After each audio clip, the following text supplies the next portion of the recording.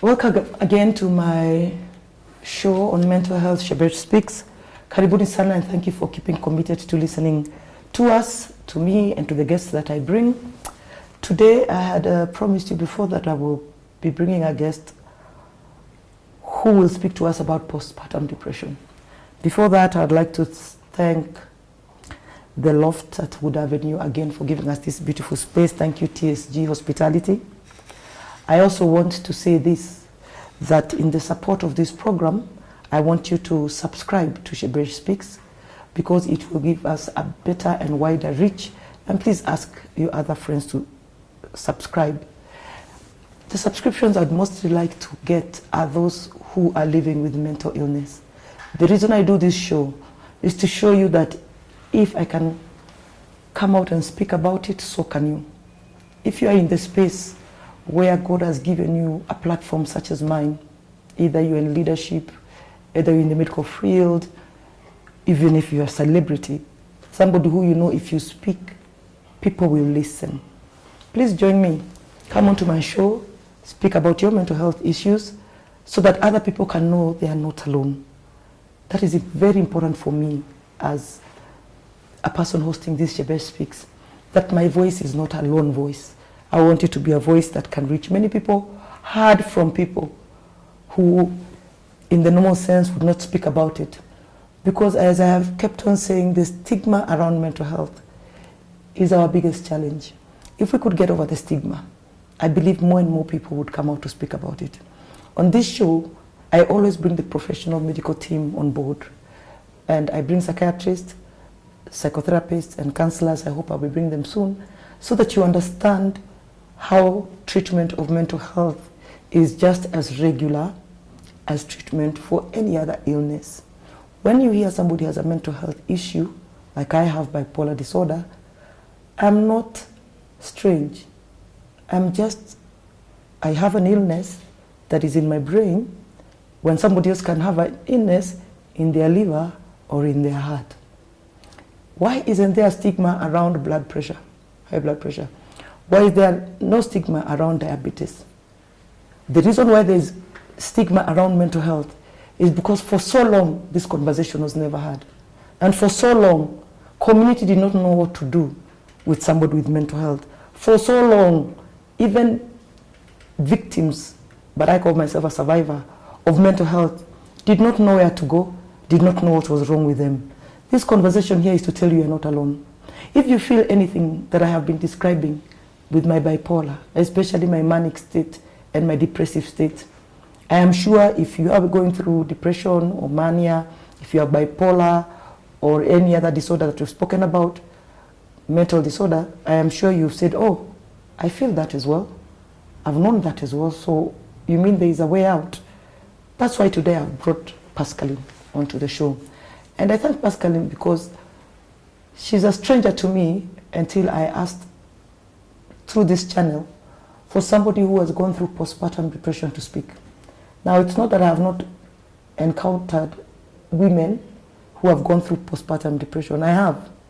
But even me, with a mental health illness and being very aware and going through treatment, I probably was one of the people who used to judge women with postpartum depression, because it never really did occur to me that these feelings that I have of depression and lack of interest in everything and hopelessness and anxiety could be connected to delivering what everybody should be celebrating as a bundle of joy.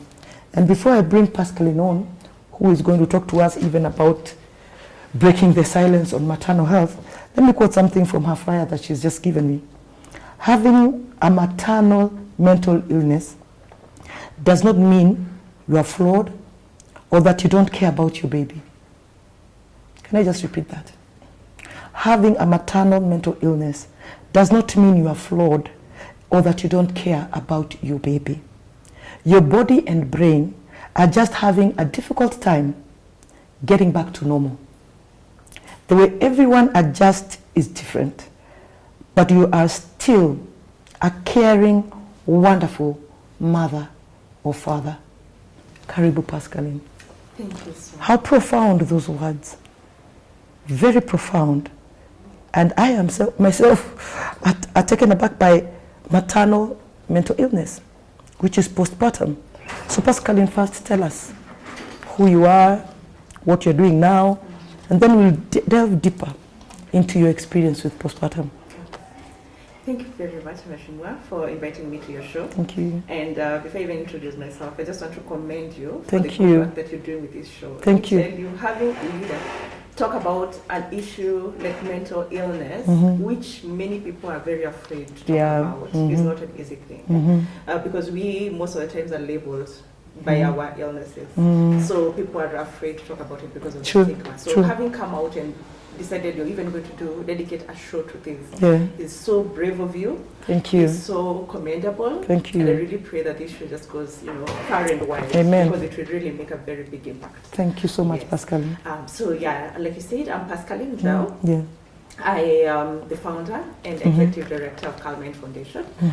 I keep on saying that this organization was born from a deepest pain because it is from my experience with postpartum depression that I founded that organization. Yes. Now, my background is actually not even mental health. I am a lawyer by profession, but I decided to set aside everything my else, legal background for this, because it comes from a passion that I have to help other people who might be in the same pain that I was 4 so years ago. And the pain is deep. It is very deep. Let me tell you, I keep telling people that there's nothing as painful as suffering from an invisible disease. Because until you have been worn those shoes, having a mental illness, nobody will ever understand what you're going through.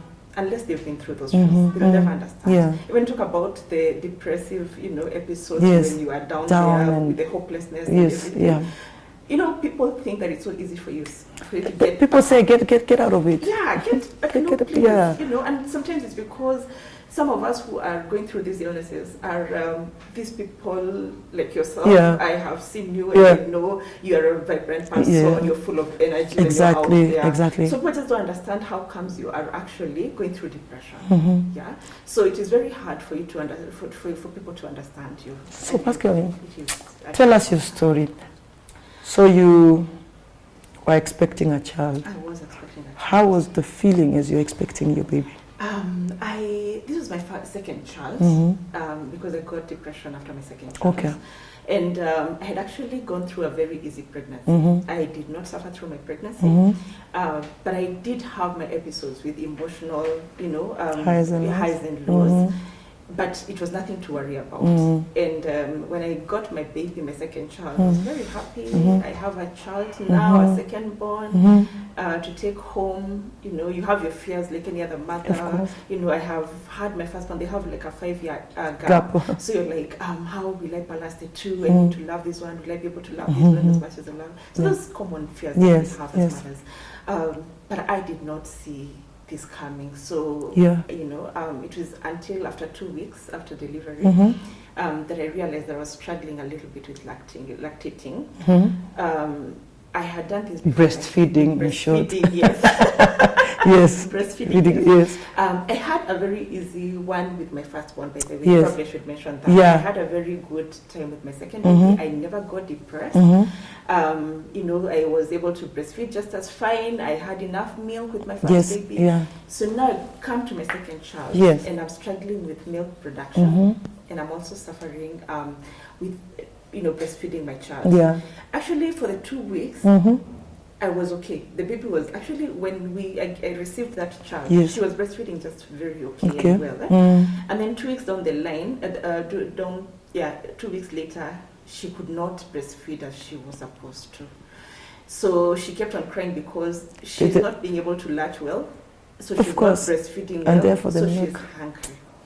So the hunger made her cry, and then we started now with our crying episode. So she became a cry baby. Like she would just cry all the time. I already feel guilty. Yes. I already feel guilty. Yes. Let me just stop you there. Yeah. I already feel guilty because I was judging a very close relative of mine because I just thought she just wasn't breastfeeding her child enough. And we are like, what is it? Drink cocoa. What is it? You just have no time.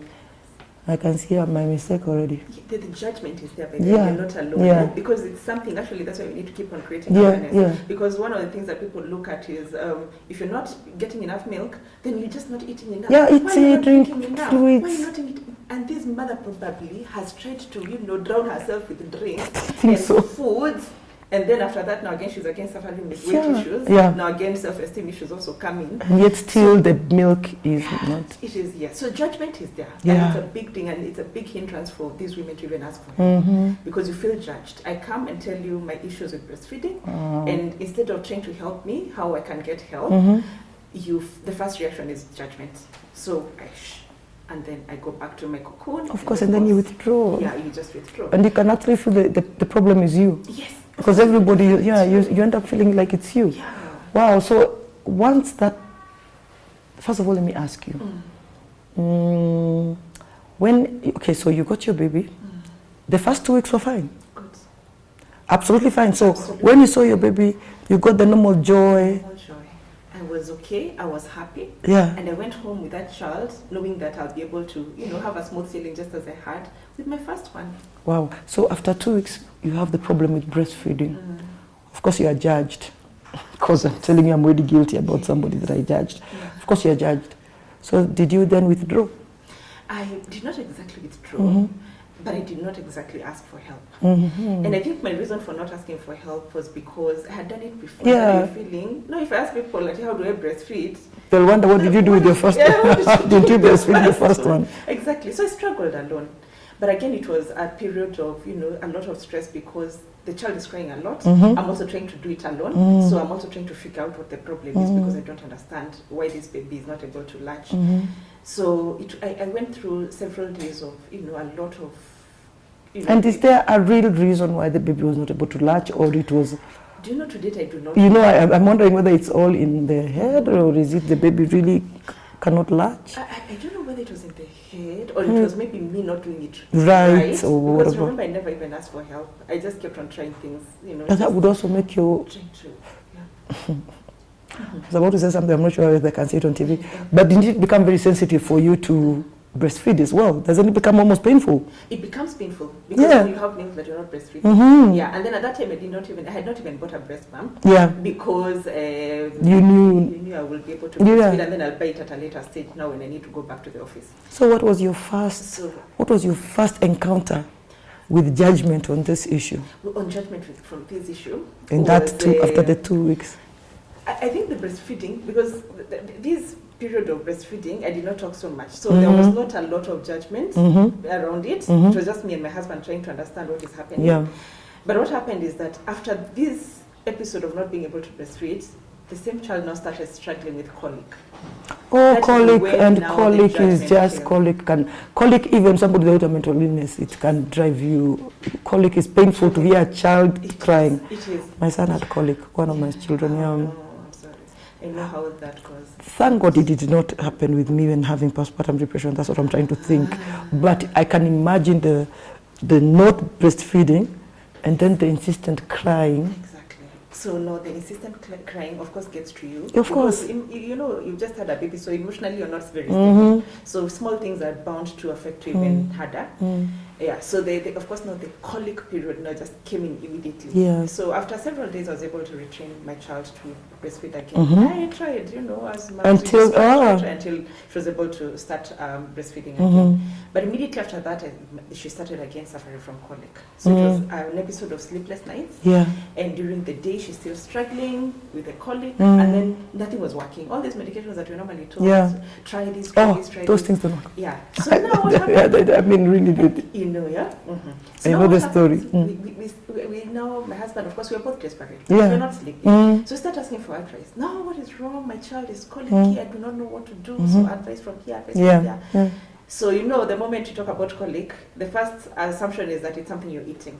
So it started being, what are you eating? So it was me now trying to figure out. You change your diet, change my diet, remove things, eliminate this, eliminate. I tell you, I got to a point where I had eliminated everything from my food that I did not know what to eat.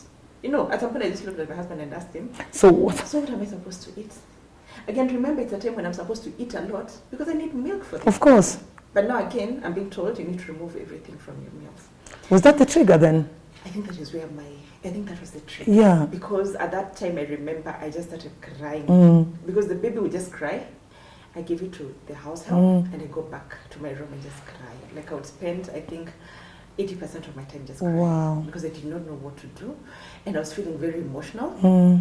I realized I was becoming a bit too emotional. So the small things that are not working out the way I want them to, just cry. I did read before you came, of course I was reading before this interview, that crying is a lot.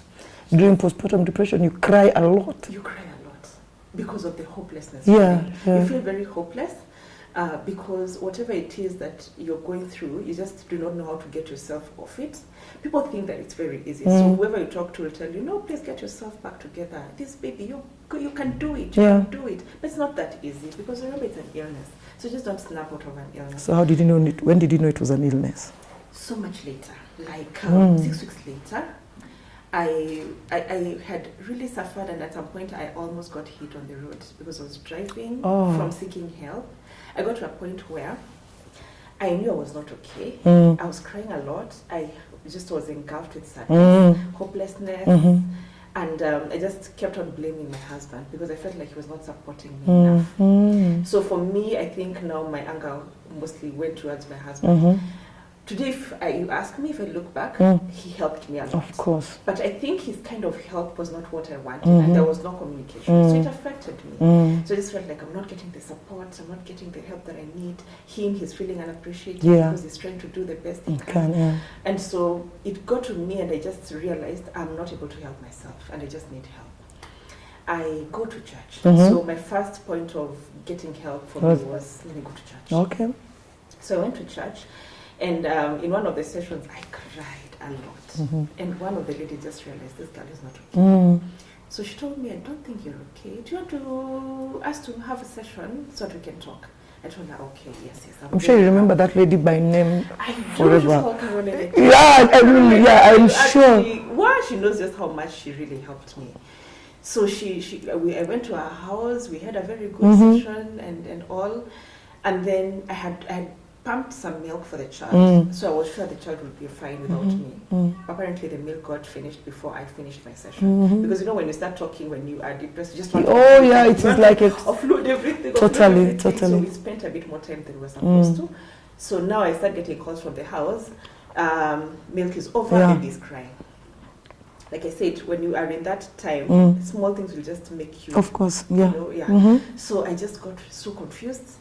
I took my car, I wanted to go home. I found myself driving off-road completely. I got to a place, I got lost.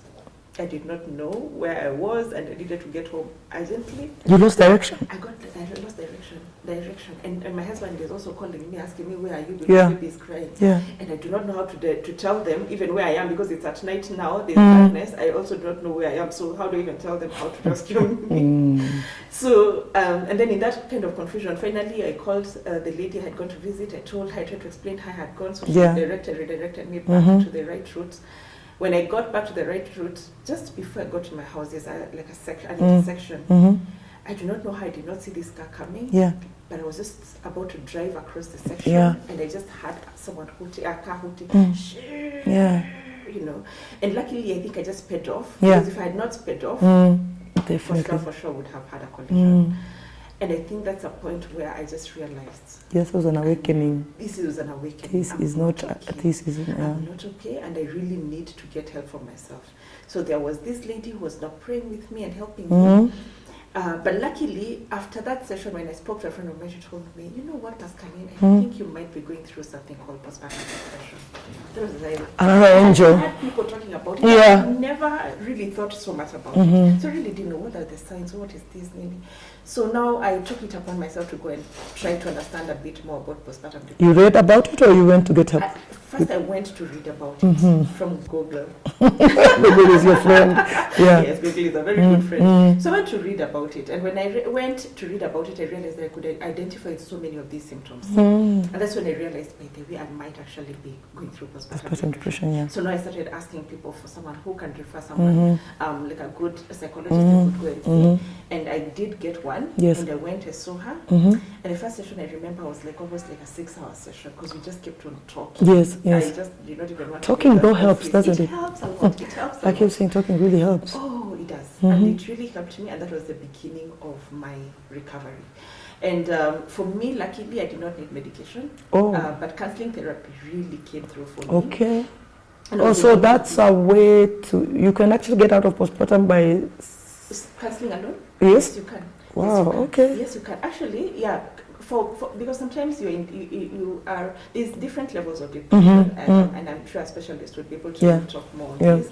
Yeah, so there's those places where if your depression is not very way up there, you can still manage it, counseling. To manage it, yes. Okay. As long as I was so desperate, so anything that my counselor told me to do, I did. I was I was so desperate to get better. I know the feeling. I know you can't hardly wait to leave and go and do it. Yes. Yes, true. So I was very obedient. Whatever it is I was told, I did. I was very cooperative, and it really helped me. And so how long did it take for that? For the recovery? Yeah. I took like several months, like 3 months, I would say. Because it started with the weekly sessions, and then now later 2 weeks, and then now once a month, and then it went to whenever you're not feeling okay. So of course you went back to your husband, and he must have been so relieved to know what was happening as well, isn't it? Yes. And he actually took upon himself, and I really thank God that he did that, because he took upon himself to also understand what, and because of him understanding, then he was able to support me better, because now he could listen to me. He understood that sometimes when I'm behaving like this, it's not because I'm trying to push him off, it's just because I'm not having a very good day, and then he knew how to handle it. What about the other part of your family? I come from a very supportive family, by the way. And my sisters, my family, they're very, very supportive.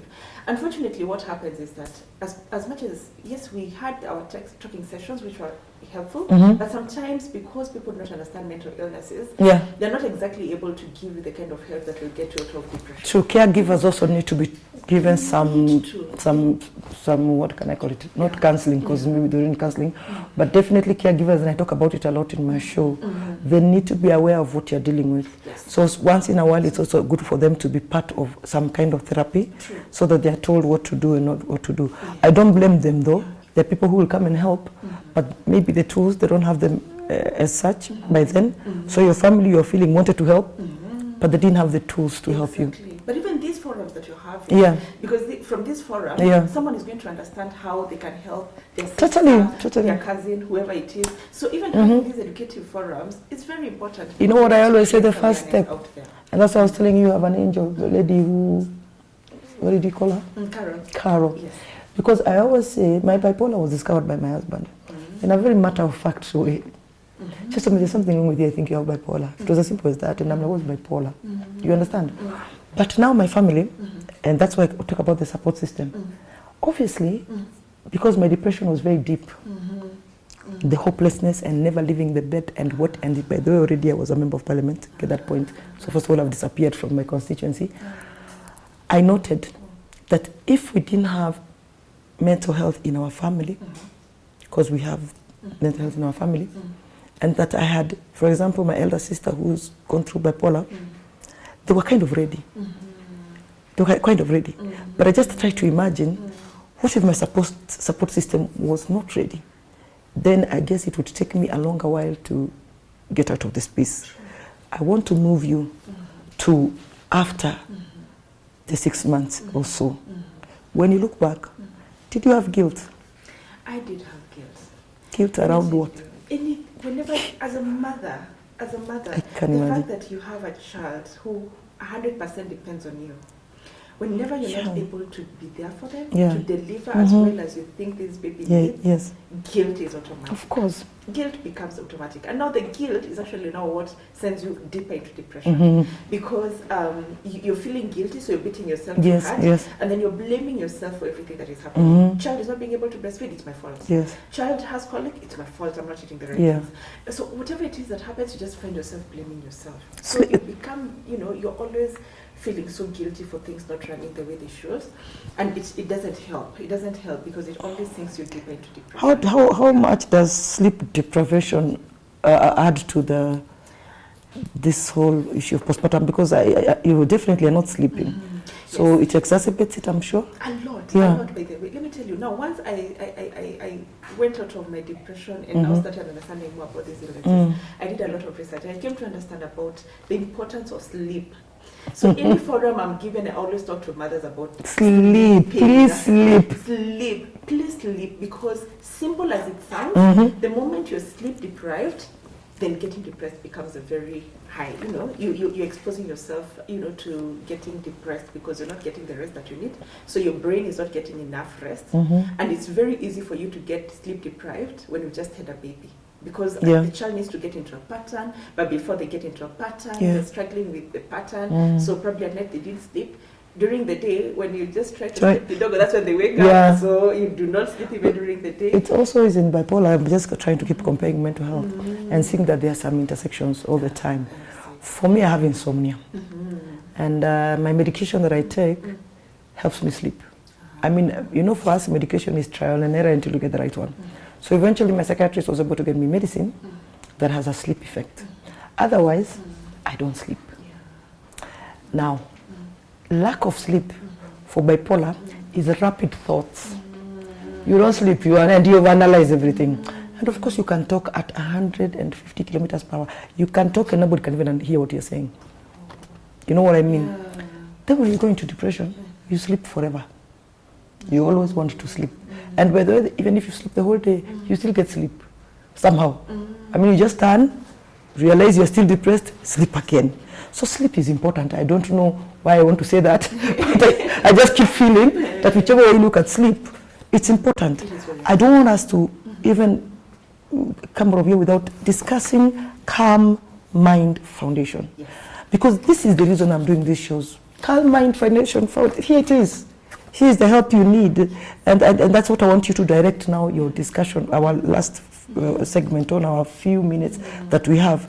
Tell us about Calm Mind, how people can get to you, what people maybe need to look out for, just exactly what you want us to know about Calm Mind. I think in about 2 minutes. So Kaliman Foundation is an organization that I founded after I recovered. And what we do, our mission is to create awareness and to promote maternal mental health through education, support, and advocacy. And today we're talking about postpartum depression, but there are many illnesses, what we call the maternal mental illnesses. And this brochure that you're referring to is just one of materials that we give to moms when we go to have sessions with them to create awareness on maternal mental illnesses.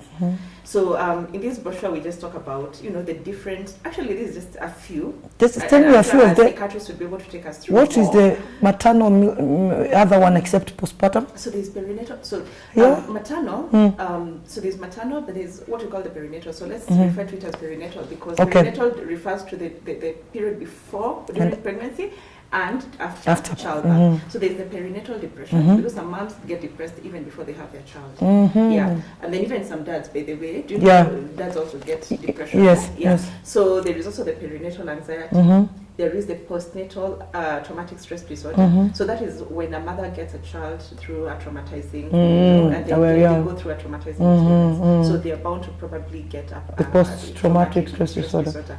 And then there's a psychosis. Now psychosis is another, it's up there in the spectrum, because it's a time when not the mom is not even aware. They start getting hallucinations. They're not aware of some of their actions, and that is where infanticide comes in. So infanticide is when a mother kills their own child before 1 year or within 1 year post childbirth, because that is the period within which a mother is expected not to be emotionally stable. So instead of saying she killed her own child, we call it infanticide. But it is so there are infanticide cases in Kenya, by the way, in our courts.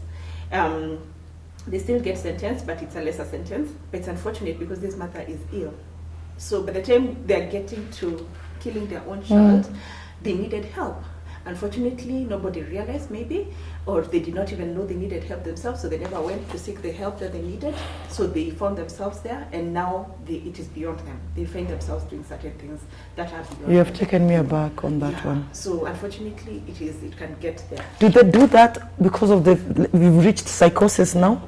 We've reached the point where now Really? You are not in your... You're not even in your right mind. Right state of mind. So you can do certain things. And that's why even mothers also take their own lives through suicide.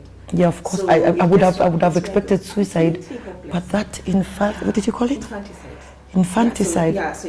I'm so sure most people have not heard of that infanticide story. It's in Kenya. If you go to our judicial system... I see it in movies, but I've never really thought about it critically. Yeah.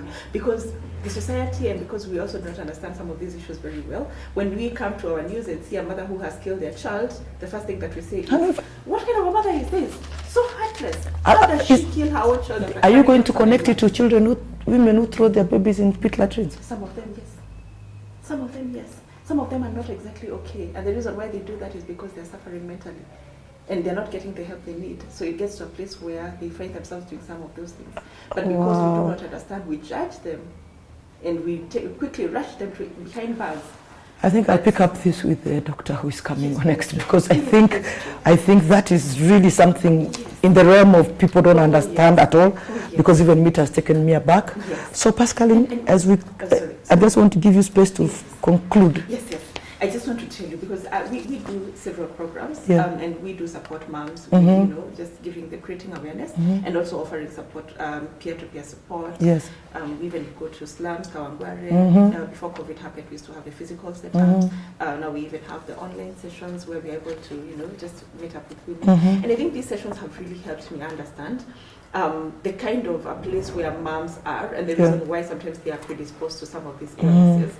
And some of the group of moms that we support are the moms who've lost their children through miscarriage or through stillbirth. There is the teen moms. So teen moms, you are a new mom, you're a teen mom, so you can easily get yourself depressed because of everything that happens around you. And then there's also the moms who get premature children. You have a child, and you have to be in hospital for ICU for that financially drains you, emotionally, and then you're not sure whether they'll make it or not. So it of course affects your mental health. There's also there is different spectrum of group of moms who are more predisposed to getting all these mental illnesses.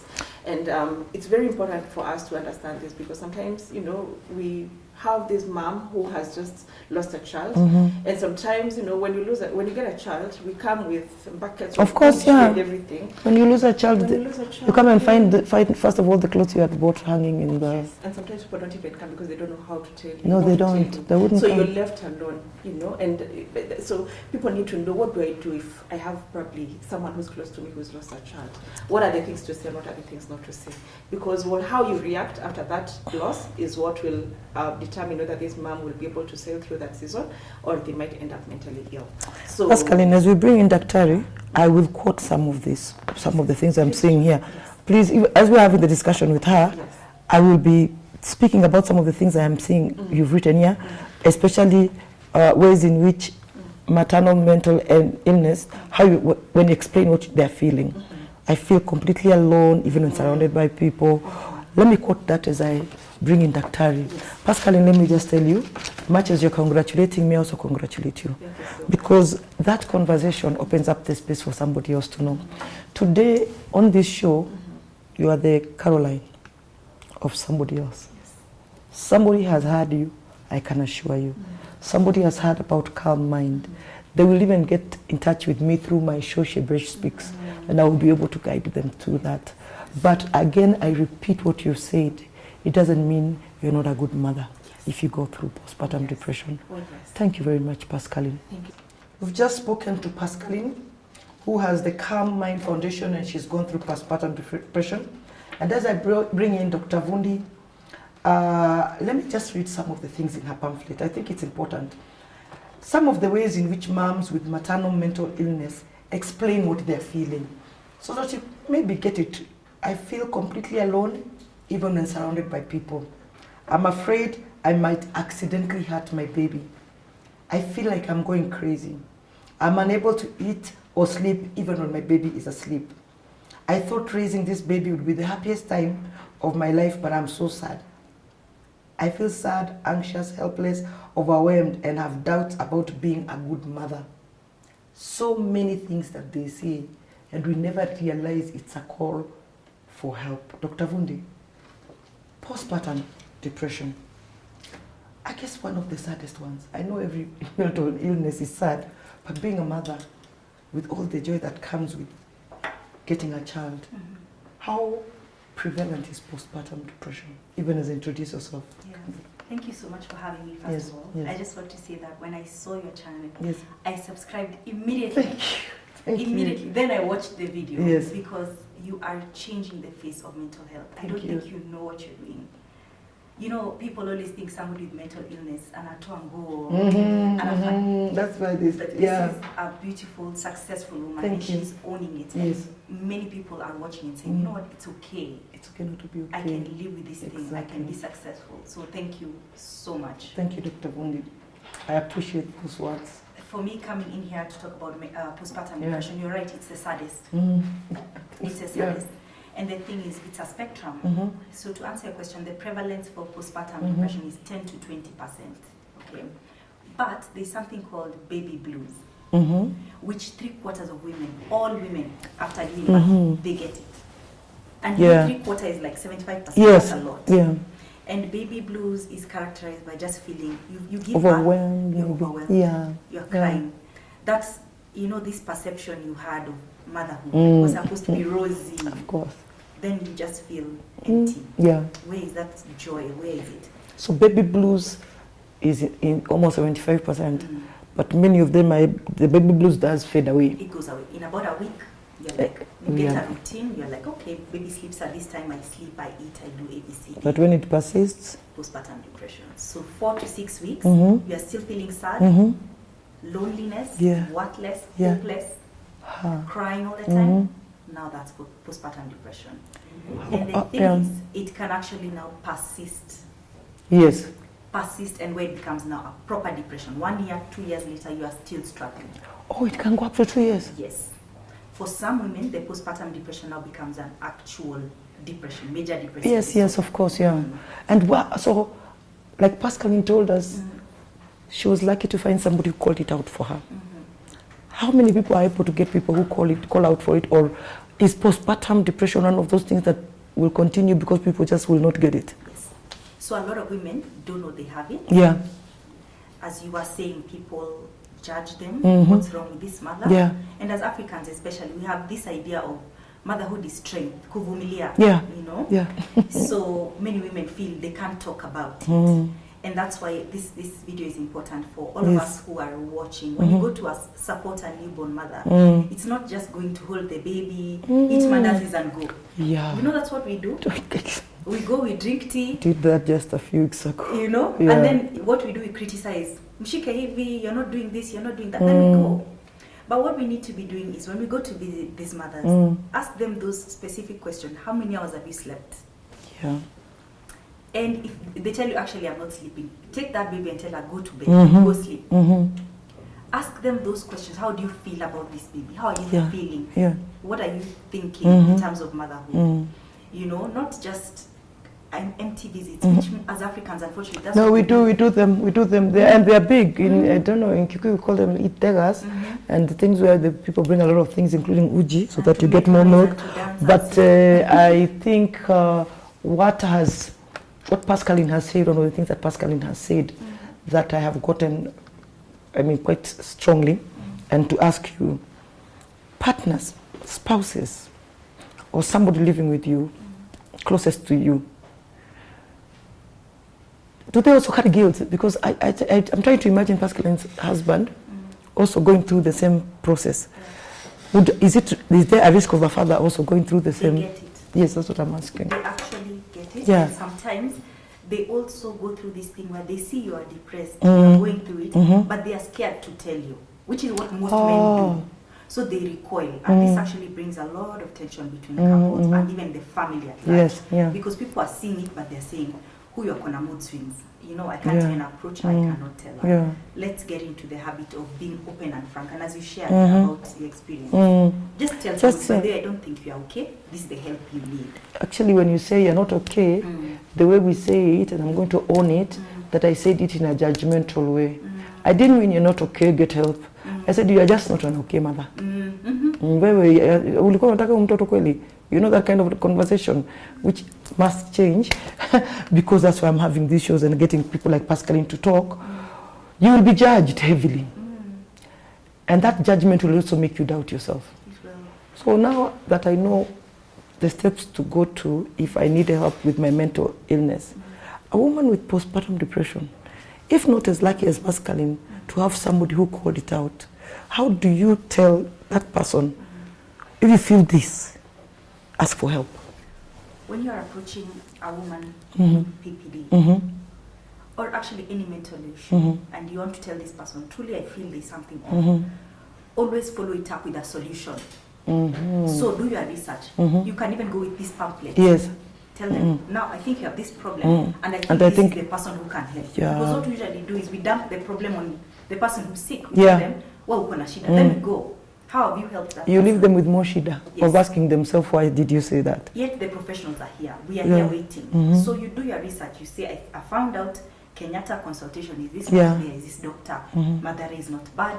And I'm talking like that because there are people who don't have money to go see this psychiatrist. That is obviously the cost of mental health is something we've discussed on this show with Kasmangangi. It's something that needs to be done. But let me ask you, in PPD, let me make it short, that's what you're calling it. So it's only about depression. There is no other spectrum.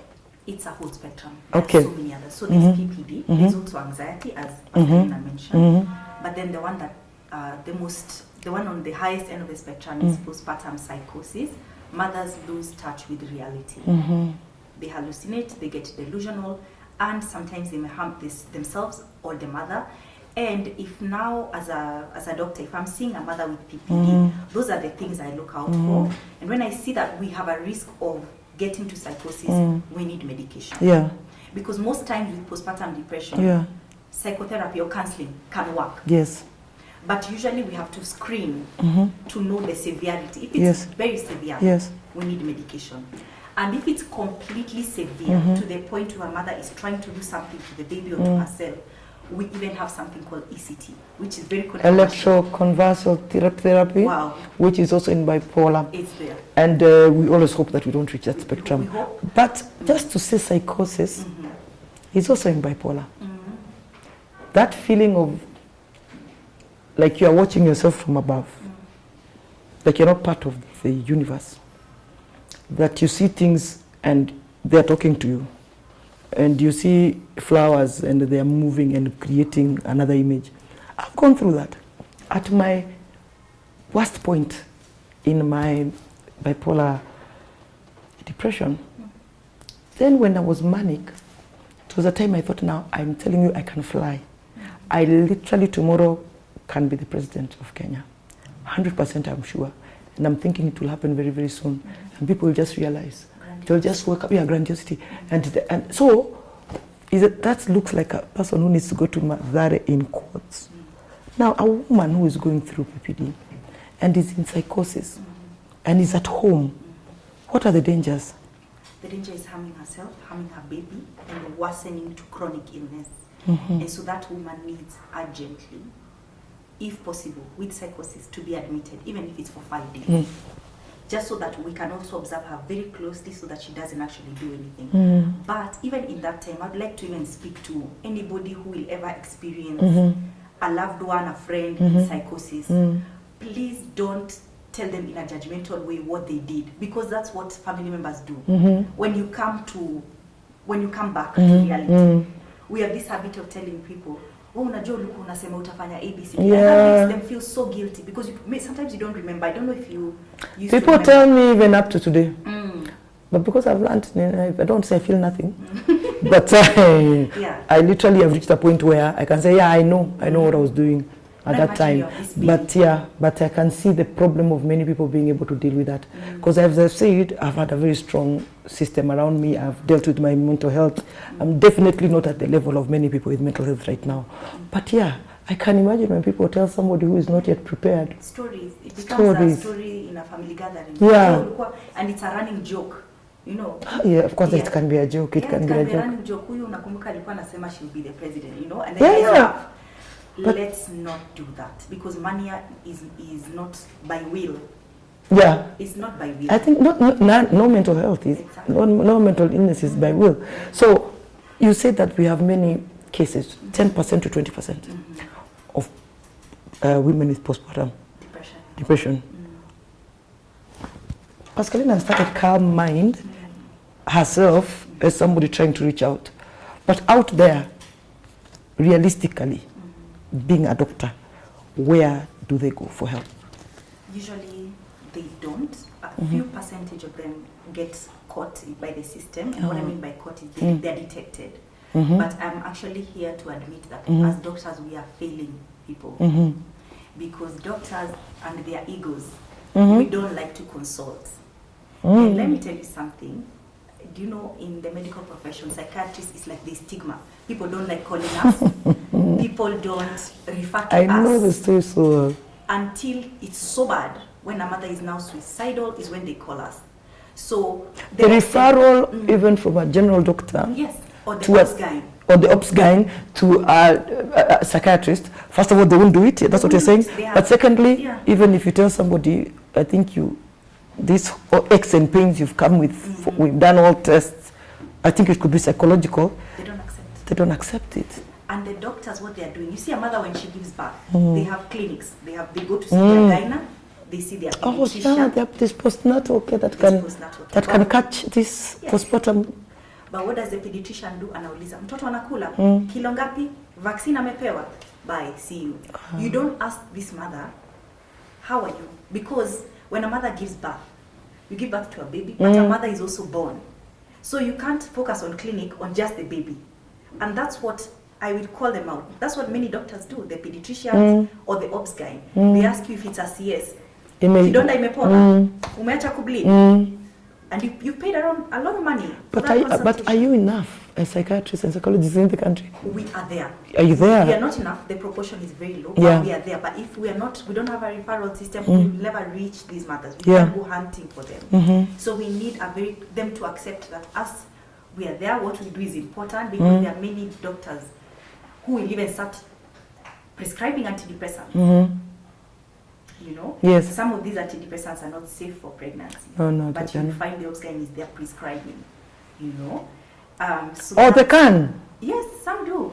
I thought it's only psychiatrists who can prescribe. That was just what I assumed. It happens. You'll find a mother. By the time now they're sending to you mekunya antidepressants for 6 months. And you know those can also lead to other problems and side effects. So I say this a lot.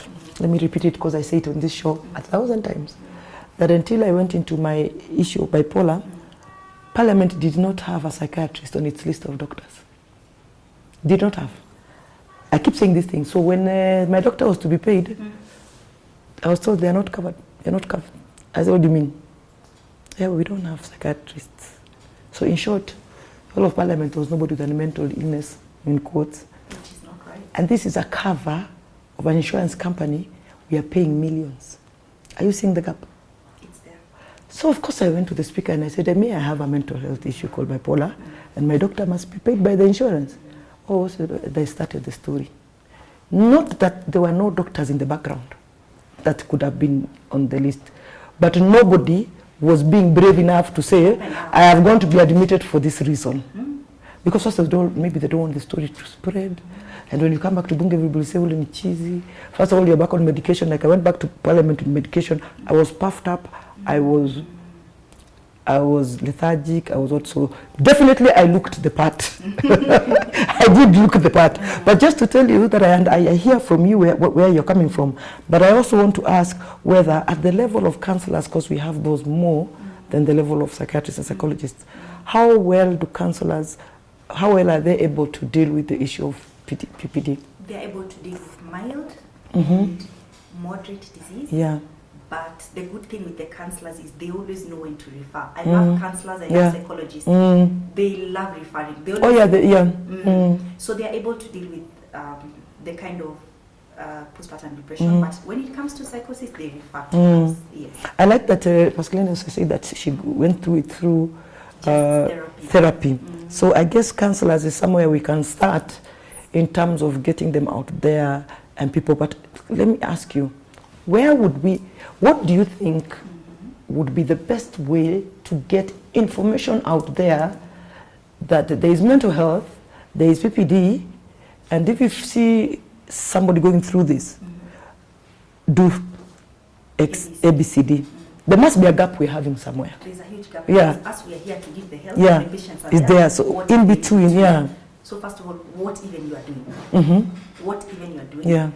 On this media, on the social media. That one Social media is powerful, by the way. It's a powerful. It's one of the powerful tools these days. The other thing is obviously at a policy level. Yeah. I'm not a policy maker or whatever, but that's the way we can reach those people. Yeah. You know, mashinani, those also don't have YouTube, because they also need to know about postpartum depression because it affects them. You know, the mashinani, we have these community health workers that we use for everything from COVID. We are using them now. We use them for HIV, even taking care of people with cancer. Community health workers who, let me say 1,000 times, we don't do enough for you. They are wonderful people. They are wonderful people who just give from the heart. Don't you think knowing how to, being able to see the signs? Training. Isn't it? Having aggressive programs, that would be definitely the long-term solution. I think let me go to churches and mosques and temples. My mother is a reverend, so I think I can say this with a bit of not getting backlash. There is nowhere else also that Kenyans congregate either on a Friday or a Saturday or a Sunday. I don't know whether when Hindus go to the temples. Me neither, I don't know. I also don't know. But whichever day they go. And there's also no other institution respected more than government, more than anything, than the church, the mosque, the temple. Beyond preaching, food for the soul. Don't you think there should be food for the mind? Wow, that's a whole conversation. Yeah. Because a lot of people with mental illness are being managed in the church. And I'm not saying the church is a bad place. In fact, I'm even part of the counseling ministry in my church. Yes. But I'm saying that sometimes not everything is to be prayed away. Sometimes we need to identify these people who actually are really sick and tell them now to end the doctor. Exactly. So the church can be a very good mediator. I always think so, because when you're sad, when you're crying a lot for no reason, you'll definitely be told by your family to go to church and to go and see the pastor or whatever. That is just the way society we are. So if we could buff up this issue on this other side, then we would be having more people who can come out and say, hey, This is going on. let's talk about stigma. People laughing at you is one big problem we have. People dismissing you, but mostly people being ashamed, either of you or of themselves, thinking that maybe they gave you, they are the reason. And that has taken me quite a while to deal with. People thinking maybe they're the reason that I got bipolar. They are not really. Yeah, so there's guilt, there's stigma both ways. How do we kill stigma? Stigma, especially in PPD. Yeah. There's a special group I want to mention before this conversation is done. You must have done abortions when you were younger. Yeah, I hear those stories all the time. You know, you used to drink, so your body's... And we say these things. We voice them. Yeah. We do voice them, and those are some of the things that Pascaline has written here in her. We voice them, and we think we are helping, but we're not really helping. She's doing a lot of public awareness, hospital outreach, policy and advocacy, support groups. Talk about support groups. Support groups are wonderful because I went to school, I read these things, I know it here, but I don't know how it feels. I don't know how it feels here. So support groups help in terms of, first of all, knowing that I'm not strange. There's somebody else who's gone through what I've gone through. Yeah. And then sharing information. I did this, it worked for me. Maybe you should try it. It really always helps. So I advocate for support groups. But what I would say is every support group should have a therapist there to guide the conversation. Because sometimes it can go down. Because it can just be people talking about it. Yes. And you can even trigger yourself more. Thank you. Because you know when a psychologist is there and they know your trigger, they can tell you, they can escalate the conversation. Another quote here, seeking help is the hardest, but the best thing to do. People seeking help. Why is it so hard for me to agree to go and get help? Self-inflicted stigma. Even when your family is supporting you, you have this stigma because you feel like you're a failure for having a mental illness, like you've let yourself down. Self-inflicted stigma. Actually, our time keeps going away, but I want you to just conclude by looking to the camera and talk to that woman who has gone through PPD or is currently going through postpartum depression. Speak to them and give them hope. I just want to talk to any mother who has gone through PPD, and I want to tell you, you're not a failure. Motherhood is not a race. There's no competition. There's nobody who will get a prize for being the best mother. So if you fall short, just get the help you need. And for those mothers who've never gone through PPD, I want you to know that, by the way, you can have PPD in your last pregnancy. The first two can be wonderful. Then your last one, you get it. So nobody is exempt. So please take this information and share it widely. You never know who will need this. Share this video with mothers, because you never know who will need it. Someone might watch this and it might save their life. Would you like to say where people can find you, Dr. Bundy? People can find me in Madare. I'm the biggest advocate for Madare. I know it has its pitfalls, but it is affordable healthcare. Kenyatta, I'm also there. I'm also in private hospitals in Nairobi. I will share my contact and disseminate it widely. Thank you so much, Dr. Bundy. Let me conclude still with the Breaking the Silence Maternal Healthcare Kaliman Foundation. If you're out there and you want to support women who have postpartum depression, consider supporting Calm Mind so that they can be able to reach out to more people and to give information like they are giving here that I really, even myself, did not know. Let me conclude with their daily personal reminders. 1, you are not alone. 2, you are not a bad person, a failure, or unworthy. 3, it's okay to ask for help. 4, there is help available for you. 5, you cannot shake off or snap out of maternal mental illness. Get the help you need. It's the best way to care for your baby, your partner, and yourself. And as I always say to people going through mental health, take care of yourself. Don't feel like you have to take care of everybody because they're taking care of you. If you don't take care for yourself, make sure you know your triggers, make sure you know how you're feeling, go get help. You will only become a bigger burden to those you love around you. So the more help you get for yourself, the easier the burden for those who support you and support you with love. Go get the necessary help. I cannot emphasize it enough. There is help out there. There are counselors. Go to the church to talk to somebody who you know loves you and will accept what you're saying with love and show you where to go. Doctors like Dr. Bundy who I've brought here, Dr. Chitai who has been here before. I will continue bringing psychiatrists and psychologists here and counselors who can also give you information over this show. Subscribe to Shebesh Speaks. See you in the next episode when we continue our conversation on mental health.